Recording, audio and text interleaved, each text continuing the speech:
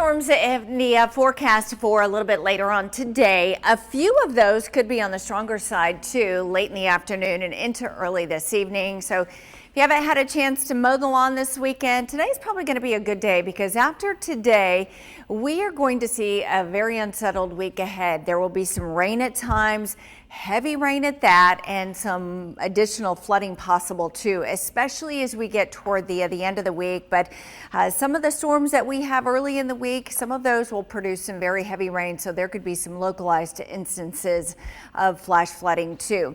I do want to talk about the severe risk for today. You'll notice a little bit higher to our east, but you can see that marginal threat level there in some of the east and northeastern counties. We are going to see some scattered storms move in late in the afternoon, likely between about 4 and 10 o'clock later today and into tonight. And you'll notice on the future track some of those starting to move in between about 4 and 6 for northwestern counties, and then continuing to march toward the 5920 corridors. We get into the evening hours. Any one of these certainly are going to produce some very heavy rain, a lot of thunder and lightning, but could also produce some locally strong wind gusts too. Could they be severe? They could certainly briefly reach severe limits. It's a low end threat right now, but it wouldn't take much with a very wet ground, especially up here into northeast Alabama, to bring down some trees and power lines. And then a lot of those storms will continue to shift to far east Alabama and then eventually into Georgia by around 9 or 10 o'clock. We get a frontal boundary that starts to scoot in and kind of slowly meander southward with time on Monday.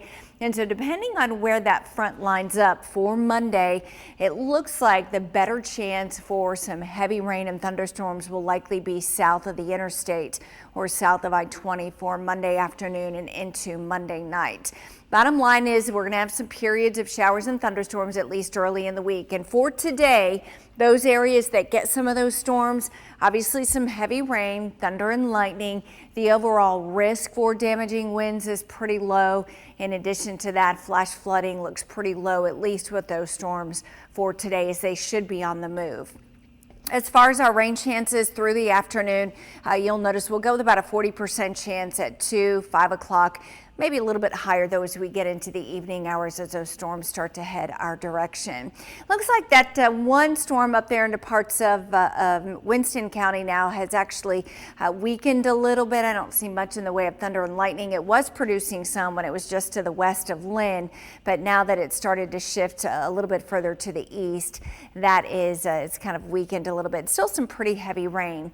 We're really going to have to watch toward the end of the week. Again, yes, we'll have some daily showers and thunderstorms, but forecast guidance is starting to suggest that we could get some really heavy rain sometime in the time frame between Friday and perhaps into Saturday.